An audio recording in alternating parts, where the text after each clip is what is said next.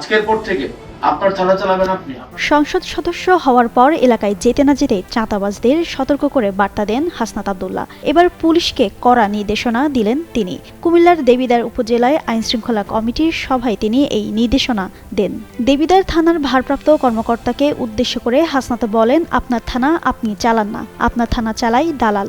কোনো দালাল নয়, আপনার থানা আপনাকে চালাতে হবে। আপনার সেকেন্ড অফিসার পুরোপুরি দুর্নীতিগ্রস্ত, টাকা ছাড়া তার পা চলে না।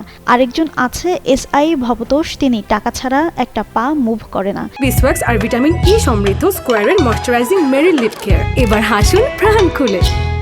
এই সময় ওসিকে তার অফিসারদের নিয়েও বসতে বলেন, না হয় জনরোষের শিকার হবেন বলেও হুঁশিয়ারি দেন। কোনো কথা না জেনে বলছে না উল্লেখ করে হাসনাত বলেন, থানা চালায় হেলাল। আজকের পর থেকে হেলাল থানায় ঢুকতে পারবে না, আইন অনুযায়ী থানা চলবে। ভুক্তভোগীদের হেলালের কাছ থেকে অনুমতি নিয়ে ভেতরে যেতে হয়।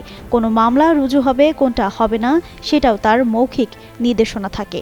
নিরীহ মানুষ পুলিশের কাছে যাওয়ার আগে অচাকরিজীবী পুলিশের দ্বারা হয়রানির শিকার হয়, এগুলো বন্ধ করতে হবে। বুধবার দুপুরে কুমিল্লার দেবিদ্বার উপজেলা নির্বাহী কর্মকর্তার সম্মেলন কক্ষের ওই সভায় হাসনাত আব্দুল্লাহ প্রধান অতিথি হিসেবে উপস্থিত ছিলেন। সবশেষ তিনি বলেন, জনগণ তাকে বিনা পয়সায় ভোট দিয়েছেন, এলাকাবাসীর কাছে দায়বদ্ধতা রয়েছে।